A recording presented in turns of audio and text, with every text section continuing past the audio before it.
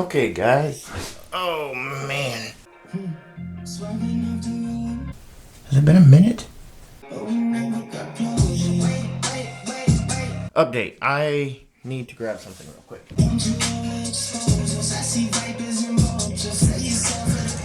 Talk about multitasking. Alright. How's everybody doing today? So, I've got an update video for you guys here.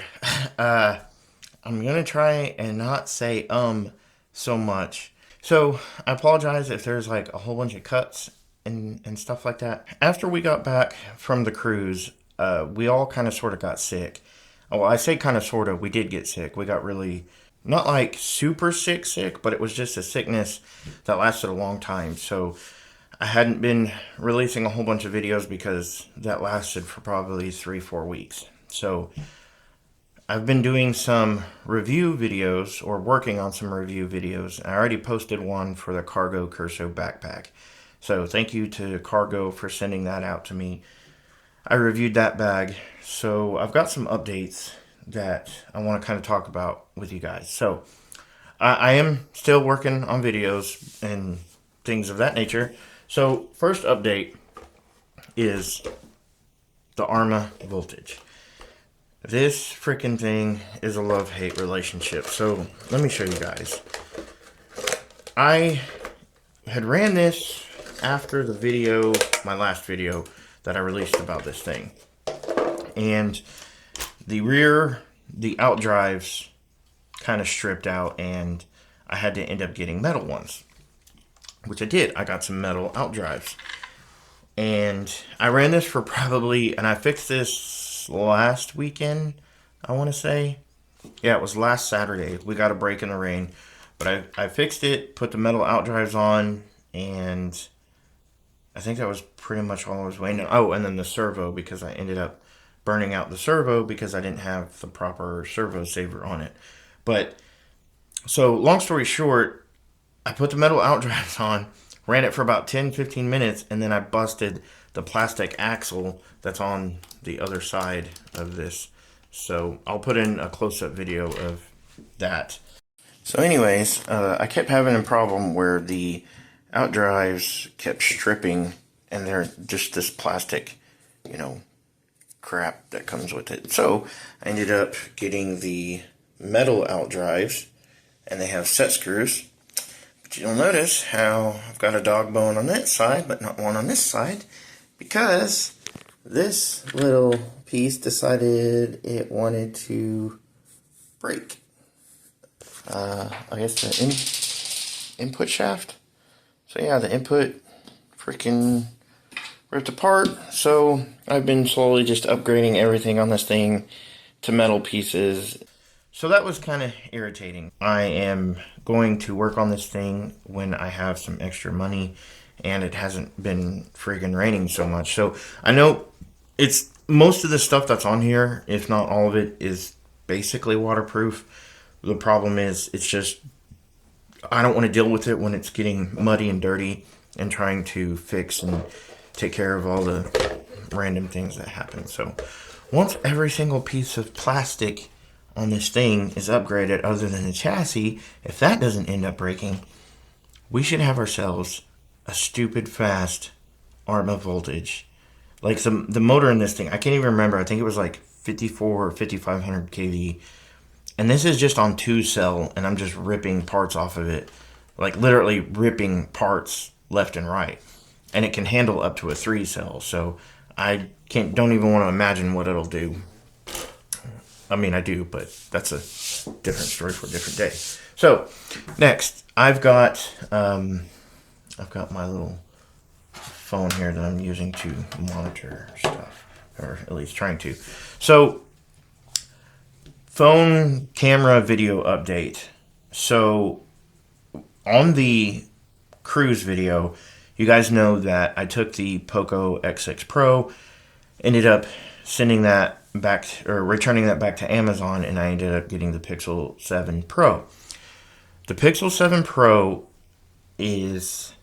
it was very weird because the photos that come out of it were really, really good. The video was okay. but it had hardware limitations with allowing 8-bit or log to work properly on it, because I tried my absolute hardest on my last review video of the Cargo. I don't know if you look when you see the A roll of me talking, you can actually see some gradient issues because I was trying to grade 8-bit footage that was sort of doing some sort of 10-bit software. It was basically trying to extract everything from the sensor with ProTake, and then I also used Motion Cam. But even when it was set to 10-bit, it still has some sort of weird gradient issue. So, long story short, the videos from that were really hard to grade. It was very strange. So, I ended up selling that phone and ended up just using an old, kind of like an old Motorola. So now I'm on the DJI Action 4. And that's pretty much going to be my camera from now on. What's crazy, and I've never had any experience with DJI or pretty much any real action camera. Like a long time ago, I had like an Akaso when they first came out, and it was like, it was just like a 1080p camera, and it looked good for the time. Problem was with that one, I had it on my car, that it was mounted to my car, and it fell off the mount, and it cracked the lens. So that was pretty much my only experience. So with the DJI Action, the problem is it doesn't have autofocus, and it doesn't have a very good close focusing abilities. So what I did is I ended up getting this 30, actually it's on here. It's a 39 millimeter to 52 millimeter step up ring. So what this allows me to do is put in on 52 millimeter filter threads. So like I have a whole bunch of black pro mist. Well, I have a black pro mist filter. I have a white mist filter, whatever. So it's got these, what are these? I don't even know what brand these are. It's just some no-name knockoff brand I got off Amazon for like $10. But it's a close-up filter, and I know I'm trying to put it up there as if it's going to focus. I'm going to have to get used to that. But so what I did was got this 39 mil, and there's a couple different kinds on Amazon. What it is you can look for a screen protector / lens cap, and there's these silicone lens caps, and what you can do is those silicone lens caps, like they're like $8, and it comes with like three of them. And what you can do is you can cut out the middle, and you can fit it around the lens cover that comes with the Action, and then that silicone fits fairly snugly around the 39 millimeter filter. So let me go ahead and put this on here and show you guys. So that's with a +2 millimeter, or +2 close-up filter, I guess is what you would call it.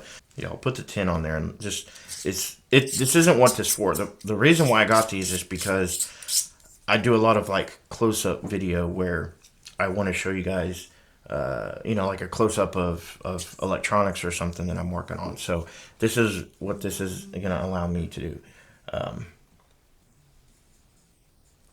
So that's with the +10, and I know it's going to be completely out of focus, but if I put something in front, let me get something that has text on it. So here's just a saw blade thing that I got to do random things around the house. So it just allows me to do some close-up focusing.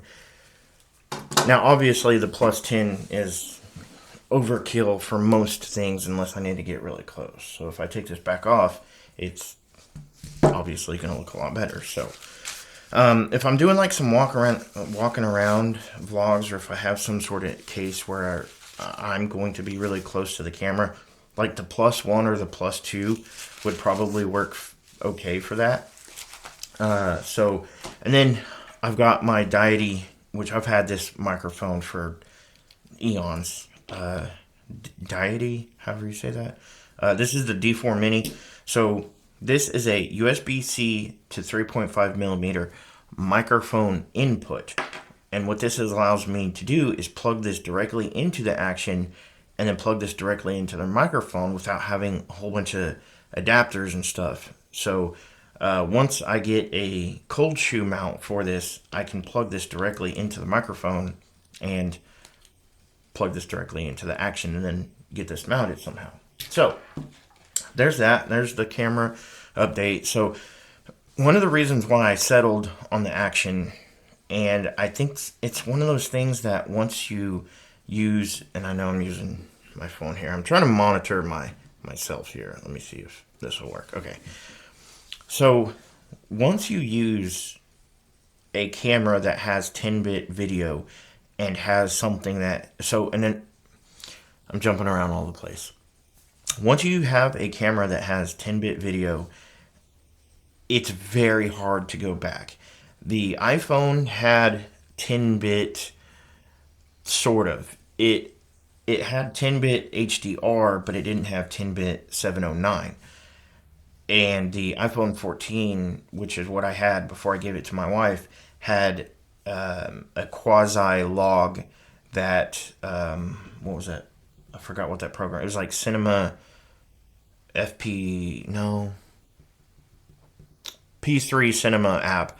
What it was is it had log, but it was like a weird kind of log, and I could never get the colors right out of it. But anyway, I'm kind of rambling on. But once you use a camera that has good 10-bit, it is very hard to go back to 8-bit. It's almost, to me, it's almost the equivalent of using an old computer that had a spinning hard drive, and then you go to an SSD. You can never go back. And to me, I feel that that's that way when it comes to cameras. Once you use something that has 10-bit, it's very hard to go back to 8-bit because the stuff that you can do with 10-bit video is just so much better, in my opinion. So I'm going to try this out for a while because the battery life on this thing is supposed to be really good. This thing is built like a tank. It's small, it's compact. No, it doesn't have autofocus because obviously it's an Action cam. But there's workarounds like I just showed you guys. And the audio, I'm absolutely blown away with the quality of audio that this thing records. I didn't know that DJI was putting this kind of audio into their cameras, which I don't think I've ever seen one other than when it comes to LCPM video or audio or video, linear PCM audio, some of the higher end cameras. I've never seen somebody put 320 AAC on a DJI or any camera for that matter. It's either 128 or 256, and that 256 sometimes sounds really like processed. So I hope you can actually tell the difference with this video. And I'm running on like 14 minutes now. So after we got back from the cruise, I ended up getting rid of my Mac Mini. I was having some issues with Final Cut Pro. For the most part, it worked just fine. I was having some weird issues with Final Cut Pro where it was starting to lock up, and doing a reinstall and a factory reset as a Mac Mini, it was still having those issues. Now, those issues that I was having, I could find some workarounds for them, or I was going through some of the workarounds, and that's kind of why I hadn't been uploading as much videos as I liked, because the editing process it wasn't difficult, it was just kind of annoying and time consuming. I won't get into some of the technical details, but what I will say is I was also kind of yearning for another laptop experience so that I could sit around on the couch or be anywhere I wanted with this thing. So I ended up getting this Asus ZenBook. So what I like about this is it's got a glass trackpad, and it's a Pantone verified display. So it's basically pretty much it's a color calibrated display. It's got IP68 or something military spec. It's built pretty well. But the reason why I switched to going back to Windows is because there's a program out there called CapCut. And I'm sure some of you have heard of CapCut before. Now, the problem with Windows that I've had for the longest time is that, and it's not really a Windows problem, it's probably more just all the software developers' problem. So what it is that what I've liked about Final Cut Pro is that most cameras and cell phones either record in H.265 or H.264 video codec at either MP4 or MOV. The problem with that is on most software that's on Windows, when you take that codec and you just throw it into a video editor of any kind, it has issues with playback and where it stutters or lags unless you have a stupid, $10,000 rig. And even then, sometimes it lags because they're not built to just directly edit H.264 or H.265 videos. You have to usually convert them or transcode them to like DNX HD or maybe ProRes if you're using like DaVinci Resolve or something like that. But I find that kind of weird that it's taken this long for a company to come out and be like, oh yeah, here's a program and you could just throw your files into it and play back and edit without any sort of issue. And that's what CapCut does. CapCut does it so freaking well, it blows my mind. You can put in 10-bit to 300 megabyte per second videos in CapCut and it plays it back no problems whatsoever. No lags, no drop frames. You can edit the video and play it back. I have been playing around with CapCut and I've been throwing on, edits or different kind of effects and color grades, and it has not lagged or crashed on me one time. And that is freaking amazing. Dave did not pay me to say this at all. I don't understand how it's taken this long for a company to come out with this. And the crazy part is the baseline, or the trial version is free, or not trial. It's like a dumbed down version of CapCut is completely free, and then they have like a monthly subscription service, and it's only like $4 a month or something like that, which is way cheaper than what Final Cut is doing, or eventually I think they're going to end up going to, because now they have the Final Cut Pro on iPad. And I think it's like $5 a month. But anyway, the fact that you can do it on a Windows PC now and play back and edit H.264, H.265 videos with no problems whatsoever is a freaking game changer. I'm sure there's some other editors out there. Like, I know a lot of people recommend Shotcut. And then there's, what was the other one? Kdenlive, which is also available on Linux. But the problem is, I've still had issues playing back 4K H.265 or H.264 videos. And CapCut can do it no problem. 10-bit, no problem. 300 megabyte per second videos, no problem. It's freaking mind-blowing. So that's kind of another reason why I'm back on Windows, and also because of some other radio SDR things that I'll get into later. It's a different video. I think that's pretty much all I have to update. Oh, obviously, my set here. So, I got this thing a couple weeks ago. This is a Sharp GF7 from about 1983, and it's in an absolute mint condition. And when I say it was in mint condition until I freaking dropped it and broke the little tuning knob off the side, so I'm going to have to take this apart and figure out a way to reattach this. That was my bad. Before I dropped it, it was in absolute pristine condition. Until there's no corrosion on the battery connectors. There's no corrosion on any of the connectors anywhere. When you turn the volume knob, it has no scratchy sounds or anything. It is in absolute immaculate condition. And it's got 2 shortwave bands. That's the main reason why I got it. Because I had one of these when I was a teenager, and I don't know what happened to it.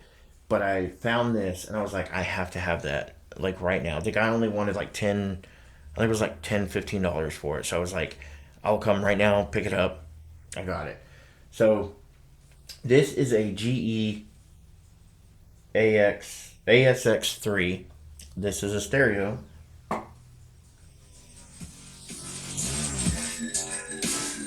which I've got playing music in the background. So I just recapped the power and the output capacitors, or the main filter caps and the output caps. So it had, which I'm actually pretty surprised that GE in 1994, they put Rubicon and they put ELNA capacitors, and they even had some Panasonic capacitors on there. I recapped the main filter caps to TDK EPCOS caps because they were brand new. It was a brand new version that just came out, and they were rated for 10,000 hours. So I might do I'm probably going to do a separate video on that. So yeah, that's one of the additions. And then I just have these basic bookshelf speakers that I got when we moved into the house. This is a Kodak Instamatic movie camera, 8mm movie cam. I don't know if I'm going to pursue getting this to work. I tried it with another 8mm camera, but the problem that I ran into was that I had all the parts for it, but then when I started looking into develop the film for it, it was going to get pretty pricey, and I just didn't know if I wanted to pursue it at that moment in time. But this has some fungus buildup on it. I've got, so I had ended up getting this, and then that Polaroid Minute Maker land camera. And then it was kind of weird. This guy was just selling this like random bag of this old vintage camera stuff, and I thought it would be a good, kind of like a backdrop for, a little video recording backdrop here. So he was selling these Pentax camera pamphlets. He was selling pamphlets and vintage cameras. So I thought it would just be a really good backdrop video. So yeah, I think that's pretty much it for an update video. I know I'm going on 24 minutes here. I'm going to try and edit this down with all of my ums and oohs, my ums and stuff like that. So another thing that I'm working on why I've been kind of busy and not been putting out videos is because we are installing an above ground pool. So that's been taking up some of my time. I don't know if I'm going to do a video on that. I might just throw like a really dumb, like a quick video on the setup that I'm doing. I'm not totally sure yet. So, yeah, I think that's pretty much it for now. I hope you guys enjoyed this update. Let me know if you have any questions, what you want to see. Yeah, peace.